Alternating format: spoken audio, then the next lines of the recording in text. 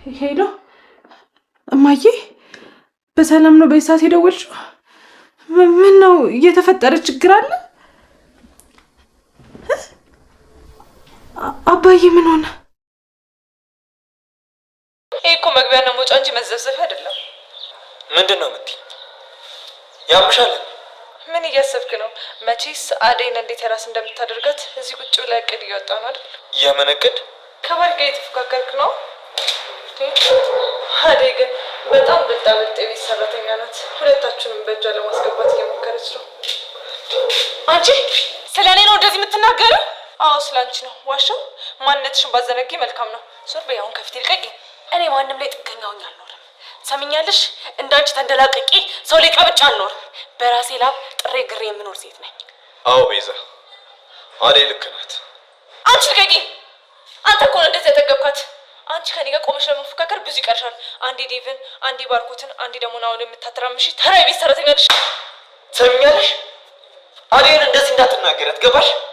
አደይን ለመናገር ንጹህ አንደበት መኖር አለበት።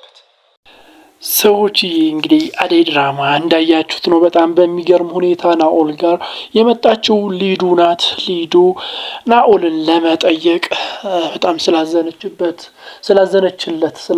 ሳይሆን ስላዘነችለት ልትጠይቀው ነው የሄደችው። የተወሰነ አውርተዋል። እንግዲህ ወደ ገጠር አብረው ለመሄድ ምናምን እየተማከሩ ነበር። ቆይ እስቲ መጀመሪያ ዴቭ ላስፈቅደው ስትለው ነበር። በሌላ በኩል ደግሞ ቤዛ እና ለሊ በቃ አቤት ነቆራ ቤዛና ኤላ ቤት ሄዳ ለሊን እዛ አገኘቻት። ተናቆሩ ብቻ አይገልጸውም። በሌላ በኩል ያው እንግዲህ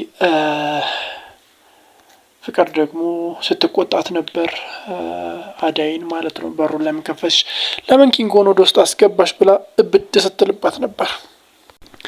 እንግዲህ አደይና ለሊ ሲያወሩ ነበር።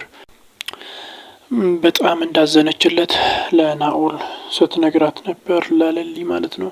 በናኦል ጉዳይ ሀዘን እንደተሰማት እናም ጊዜ ብታገኝ ሄዳ ልታዝናናው ልትጠይቀው እንደምትፈልግ ስትነግራት ነበር። ለሊ ግን በጣም ትገርሚያለሽ፣ አንቺ ከአንቺ ብዙ ነገር መማር እንችላለን ስትላት ነበር። ያው ለዴቭም እነግረዋለሁ፣ ለኤላም ለባርኮትም እነግራቸዋለን። ከዛም በኋላ ሰብሰብ ብለን እንሄዳለን። ያው ምንም ደስ የማይል ባህሪ ቢኖረውም ሄደን እናስናናዋለን ብላዋለች። ብቻ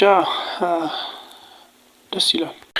እንግዲህ ያው ቤዛ ከኤላ ጋር ስታወራ ነበር። ያው ብሩን ለመቀበል አሰፍስፋ ነው ሄደችውና ኤላም ያው ዝም ብሎ አይሰጥም። ከባድ ሰው ነው። ከለሊ ጋር ልማከር፣ ለባርኮትም ልንገረውና ላወራው መጀመሪያ ምናምን ሲላት ነበር።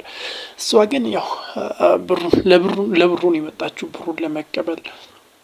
በሌላ በኩል ደግሞ ኪንጎ ዳይመንድ እና ናኦል ተገናኝተዋል። ሲያወሩ ነበር። ስራቸውን ሁላ ሲጠይቃቸው ነበር። ብቻ ያው ሰርቆ አደሩ መሆናቸውን አውቋል። የእሱን ስልክ እኮ በልተዋል ከዚህ በፊት ካስታወሳችሁና አሪፍ ጓደኛ ነገር ወጥቷቸዋል። ይዛዛጋሉ ሲያወሩ። ብቻ በጣም ደስ ይላል። ሊዱ ደግሞ ዴቭ ደውሎላት ነበርና እየተሯሯጠች ነው የሄደችው ወደ ቤት። እንግዲህ ናኦልና ቤዛ ተገናኝተው ነበር፣ ሲያወሩ ነበር። አደይንና ሊዱን ልትጠብቂያቸው ይገባሻል ከፍቅር፣ አለበለዚያ ጉድሽን እዘከዝከዋለሁ ለባርኮት ሲላት ነበር፣ ሲያስፈራራት ነበር። ነገር ግን ያው ኤላንና ለሊን ለማጣላት እና ለሊን ናኦል ራሱን እንዲያረጋት ተስማምተዋል። እንደ መስማማት ነገር አድርገዋል። ብቻ ተንኮል አይደለም። እቺ ቤዛ የምትባለው ሴትዮ በጣም መጥፎ ሴት ናት እና ናኦልን ሁላ እያሳመነችው ነው። እንግዲህ ዛሬ ዴቭ ቤዛን በጥፊ ለጥፎታል። ፊት ለፊቱ አደይን መጥፎ ነገር ስትናገር በቃ የመታጥፊ ድምፁ ተመችቶኛል። ለሊ ደግሞ የቤዛን መኝታ ቤት ውስጥ ገብታ ስፈትሽ ነበር። ድንገቱን ላመታባት ይዛታለች እና ያው ልትበረብራት ምን እየሰራች እንደሆነ ለማረጋገጥ እየጣረች እየሞከረች ነው።